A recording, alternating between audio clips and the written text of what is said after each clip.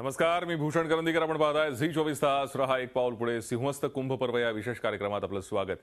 आणि या कार्यक्रमाची सुरुवात आपण करूयात एका चांगल्या बातमीनं. नाशिक त्र्यंबकेश्वर कुंभमेळ्यासाठी येणाऱ्या भाविकांना ही आनंदाची बातमी आहे. येत्या 13 तारखेला होणाऱ्या दुसऱ्या पर्वणीसाठी सुरक्षा व्यवस्था शिथिल करण्यात आली आहे. पर्वणी दरम्यान बॅरिकेड्स हलते लावण्यात येणार आहेत. वाहतूक व्यवस्थेतही मोठे फेरबदल केले जाणार असल्याची घोषणा वाहतूक पोलीस आयुक्तांनी केली आहे. इतकंच नाही तर भाविकांच्या सोयीसाठी 180 शहर बसेस रस्त्यावरती धावणार आहेत. शिवाय अंतर्गत पार्किंगमध्ये 4 मिनी बस असणार आहेत.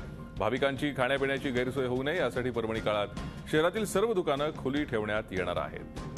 अधिक माहिती घेत आमचे प्रतिनिधी मुकुल कुलकर्णी सध्या आपल्या संपर्कात आहेत. मुकुल, काय अधिक माहिती आहे?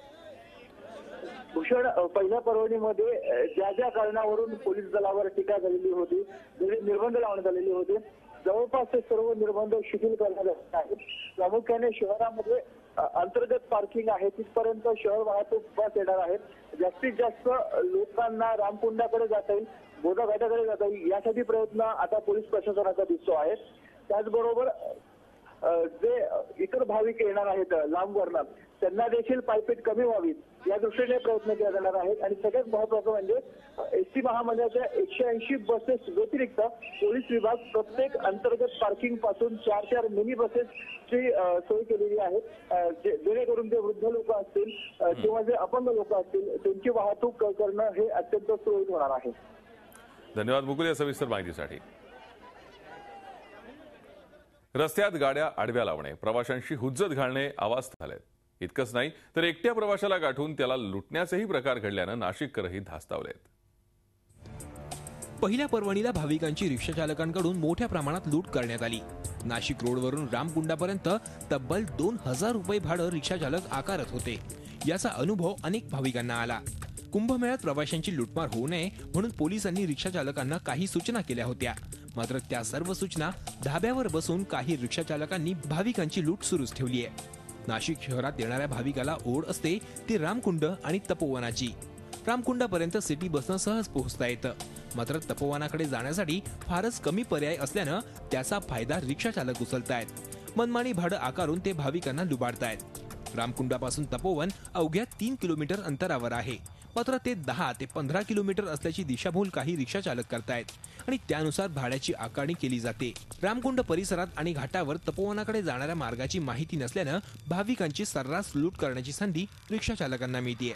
खरं तर नाशिक रोड ते साधूग्रामचं भाडं आधीच ठरवून देण्यात आलंय. त्यानुसार रामकुंडावर जाण्यासाठी मीटर रिक्षा 200 रुपये, स्पेशल रिक्षा 160 रुपये आणि शेअर रिक्षा 20 रुपये सीट, तर साधूग्रामकडे जाण्यासाठी मीटर रिक्षा 260 रुपये, स्पेशल रिक्षा 210 रुपये, शेअर रिक्षा 30 रुपये सीट असं भाडं आकारणं गरजेचं आहे. मात्र तरीही रिक्षा चालकांकडून प्रवाशांची लूट सुरूच आहे. या सगळ्या प्रकाराशी आपला कुठलाही संबंध नसल्याचा दावा नाशिक रोड येथील रिक्षा चालक संघटनांनी केलाय.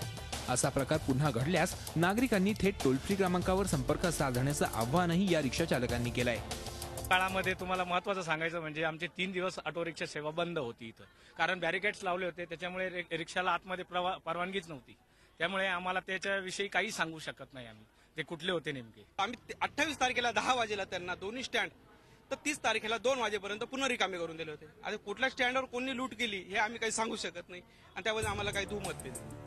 दुसरीकडे शहरात रिक्षांची संख्या दिवसेंदिवस वाढत चालली असून सुमारे 22,000पर्यंत येऊन पोहोचली आहे. यात परवाना असणाऱ्या रिक्षकांची संख्या 50% कमी आहे.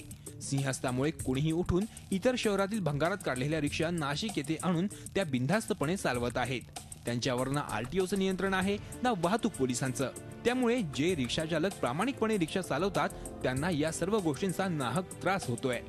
त्यांच्यावर कृपया दंडात्मक कारवाई करावी आणि दंडात्मक कारवाई केल्यानंतर जी रिक्षा स्क्रॅप असेल तिला तर पोलिसांनी त्यांच्या पद्धतीने कारवाई करावी एवढीच प्रशासनाला आमची विनंती. दुसऱ्या पर्वणीसाठी नक्कीच जी काही वर्तमानपत्रात बातमी आलेली आहे त्या बातमीचा आधार घेऊन आम्ही आमच्या त्या पर्टिक्युलरली बिटको पॉईंटपासून तर रामकुंडापर्यंतच्या या पर्टिक्युलर रूटवर आम्ही आमचं पथक कार्यरत ठेवणार आहोत. असे अनेक भाविक आहेत ज्यांना मोजोर रिक्षा चालकांच्या दादागिरीचा सामना करावा लागतोय. त्यामुळे प्रशासनानं यावर लवकरात लवकर कारवाई करणं गरजेचं आहे. कपिल देशपांडे, झी मीडिया, नाशिक. नाशिक शहरातील कुंभमेळ्याला स्वाईन फ्लूचा विळखा घट्ट झालाय. गेल्या 2 दिवसात 2 जणांचा मृत्यू झाला असून त्यात एका साधूचाही समावेश आहे. बजरंगीदास महाराज असं या साधूचं नाव असून आतापर्यंत 4 साधूंना संशयित घोषित करण्यात आलंय. कुंभमेळ्यासाठी येणाऱ्या भाविकांनी अधिक काळजी घेण्याची आता गरज आहे. नाशिक जिल्हा रुग्णालयाचा हा स्वाईन फ्लूचा कक्ष. या कक्षात सध्या 4 साधू उपचार घेत आहेत. एक सिन्नरचा पॉझिटिव्ह असलेला साधू आता निगेटिव्ह होऊन घरी गेलेला असला तरी अनेक साधू महंत स्वाईन फ्लूच्या विळख्यात सापडत आहेत. गेल्या आठवड्यात दिवसात 4 जणांचा मृत्यू झालाय. कुंभ पर्वाच्या काळात एकूण 10 तर नाशिक शहरातील बळींनी आता 40 गाठली. त्यामुळे जिल्ह्यात स्वाईन फ्लूनं बळी घेतलेल्या रुग्णांची संख्या 60च्या वर गेली आहे. स्वाईन फ्लू सदृश आजार याच्यामध्ये बळवू शकतो, तरी पण लोकांनी इथं घाबरायचं काही कुठलं कारण नाही. त्याचप्रमाणे आपण जसं व्हायरल फिवर या उन्हामध्ये करायला पाहिजे, ऊन टाळायला पाहिजे, गर्दी ठिकाण टाळायला पाहिजे. सगळ्यांनी आपला जो रुमाल किंवा जर मिळाला तर एखादा मास्क वापरायचा आपला प्रयत्न करायचा. 13 तारखेला होणाऱ्या पर्वणीला लाखो भाविक उपस्थित लाभतील. या दृष्टिकोनातून सुरक्षा नियोजन सुरू आहे. मात्र आरोग्य नियोजनावर आणखी भर देण्याची गरज आहे. काळजी घेण्यासाठी मास्क कमी पडत असून स्वाईन फ्लूचा उद्रेक झाल्यास अवघड परिस्थिती निर्माण होण्याची शक्यता आहे. उपचार घेतलेल्या साधू महंतांनी याबाबत घाबरून न जाता काळजी घेण्याचं आवाहन केलंय.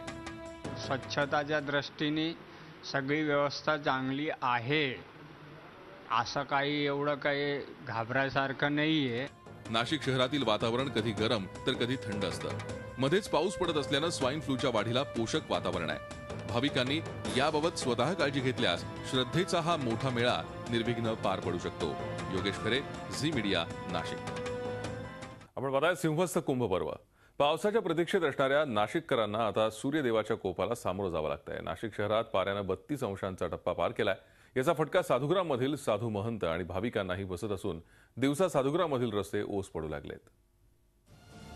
थंड हवेचं ठिकाण म्हणून ओळखल्या जाणाऱ्या नाशिक शहरात उन्हाचा तडाखा किती भयंकर बसतोय याची साक्ष देणारं हे साधुग्राममधील दृश्य. उन्हाचा तडाखा सहन न झाल्यानं अस्वस्थ वाटून चक्कर येऊन पडलेल्या या साधूला तातडीनं रुग्णालयात हलवण्यात येत आहे.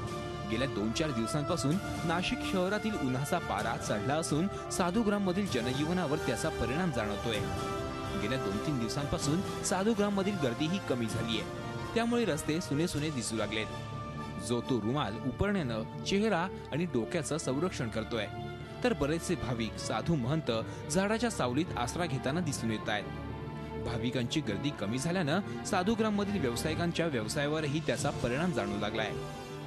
खूप प्रमाणात फटका खूप प्रमाणात म्हणजे आमचा जवळचा धंदा आहे ना, 1000 रुपये सुद्धा होत नाही. 1000 रुपये सुद्धा होत नाही. जेवढं आम्ही दूध वगैरे आणलेलं ते सुद्धा पूर्णपणे जाते. ज्या आजींनी भाजीपाला वगैरे आणलाय ते त्यांचं पूर्णपणे फेकलं जातोय. हॉटेलवर पूर्ण परिणाम आहे. मागील वर्षी याच दिवसात नाशिकमध्ये 27 ते 28 अंश सेल्सिअस पर्यंत तापमान होतं. यंदा त्यात तब्बल 5 अंशानं वाढ झालीय. दिवसा प्रचंड ऊन आणि रात्री गारठा असतो. कमाल आणि किमान तापमानात 10 ते 12 अंशाचं अंतर राहत असल्यानं रुग्णांच्या संख्येतही वाढ होतीये. अशात नागरिकांनी जास्तीत जास्त पाणी प्यावं आणि उन्हात जाणं टाळावं असा सल्ला डॉक्टर देत आहेत. 8 आणि 12-13 टेंटेबल डेट्स दिले की पाऊस पडेल. आता बघूया, चांगला जर झाला तर पावसाची तर प्रतीक्षा आहे. कारण यावेळेस पाऊस खूपच कमी झाला आहे ना. 297.8 मिलीमीटर आहे. साधारण 540च्या आसपास आपल्याकडे पडतो. पाऊस नाही, ढग कमी आहेत. ढग कमी असल्यामुळे उष्णता आपल्याला जास्त जाणवते. याच्यामध्ये व्हायरल फिवर, डायरिया अशा प्रकारचे आजार बळवू शकतात. आणि इव्हन आता सध्याच्या घडीला आपले स्वाईन फ्लूचे पण पेशंट थोडेसे सस्पेक्टेड वाढलेले आहेत. आणि याच्यामध्ये एकच करायचं, जर बने तोपर्यंत या वातावरणामध्ये थोडं फिरणं टाळायला पाहिजे. जास्तीत जास्त गर्दीचे ठिकाण टाळायला पाहिजे. आणि काही असं वाटलं तर ताबडतोब संबंधित जवळच्या डॉक्टरकडे ट्रीटमेंट घ्यायला पाहिजे. मागील 2 वर्षात सप्टेंबर महिन्याच्या शेवटच्या आठवड्यात तापमानाचा पारा 32 ते 33 अंशापर्यंत जाऊन पोहोचला होता. मात्र दरम्यानच्या काळात वरुण राजाही प्रसन्न झाला होता. यंदा मात्र पावसाळाच कोरडा जात असल्यानं उन्हाचा तडाखा अधिक जाणवत असून सर्वांचेच डोळे आकाशाकडे लागलेत. मुकुल कुलकर्णी, झी मीडिया, नाशिक. झी 24 तास रहा एक पाऊल पुढे.